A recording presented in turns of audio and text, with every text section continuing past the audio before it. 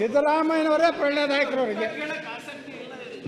ಅವರಿಗೆ ಉತ್ತರ ಕೇಳಕ್ಕೆ ಆಸಕ್ತಿ ಇಲ್ಲದೆ ಹೋದರೆ ಸ್ವಲ್ಪ ಸುಮ್ಮನಾರು ಕೂತ್ಕೊಳ್ಳಿ. ಓಲಿ ಸುಮ್ಮನೆ ಗಲಾಟೆ ಮಾಡೋದೇ ಒಂದು ಕಸಬು ಅಂತ ತಿಳ್ಕೊಬಿಟ್ರೆ ವಿರೋಧ ಪಕ್ಷ ಅಂದರೆ ಬರೀ ಗಲಾಟೆ ಮಾಡೋದು ಅಂತಲ್ಲ,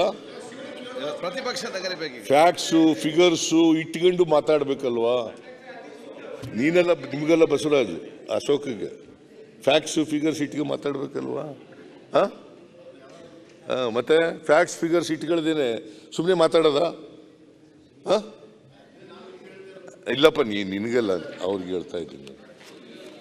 ಅಶೋಕ ವಿರೋಧ ಪಕ್ಷದ ನಾಯಕ, ಅವ್ರಿಗೆ ಹೇಳ್ತಾ ಇದ್ದೀನಿ. ಹಾಂ ಮಾನ್ಯ ಅಧ್ಯಕ್ಷರೇ, ಅಶೋಕ್ ಅವರು ಹೇಳಿದ್ದಾರೆ, ಕೂತ್ಕೊಳ್ಳಿ ಬಸವರಾಜ ಬೊಮ್ಮಾಯಿ ಅವರು.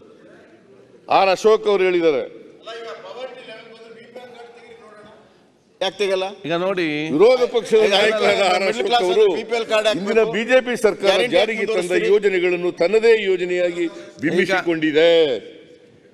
ಕೇವಲ ಕೇಂದ್ರ ಸರ್ಕಾರದ ಮೇಲೆ ಗೂಬೆ ಕೂರಿಸುವ ಕೆಲಸ ಮಾಡುತ್ತಿದೆ ಅಂತ ಟೀಕೆ ಮಾಡಿದ್ದಾರೆ.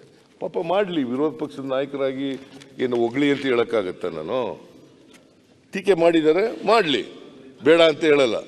ಟೀಕೆ ಮಾಡಿದ್ದಾರೆ, ಮಾಡಲಿ.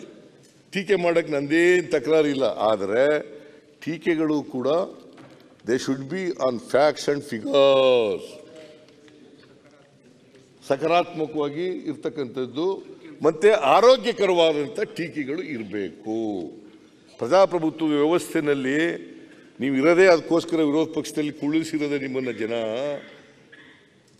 ಸರ್ಕಾರದ ದೋಷಗಳು ಎತ್ತಿ ತೋರಿಸ್ರಿ, ಆ ಸರಿಪಡಿಸ್ಕೊಳ್ತಕ್ಕಂಥದಕ್ಕೆ ಸಲಹೆಗಳು ಕೊಡ್ರಿ, ಆ ಸಲಹೆಗಳನ್ನು ಸರ್ಕಾರ ಒಪ್ಕೊಂಡು ಜಾರಿ ಮಾಡ್ತಕ್ಕಂಥ ಕೆಲಸವನ್ನು ಮಾಡಲಿ ಅಂತ ನಿಮ್ಮನ್ನ ಅಲ್ಲಿ ವಿರೋಧ ಪಕ್ಷದಲ್ಲಿ ಕುಳ್ಳಿಸಿರೋದು.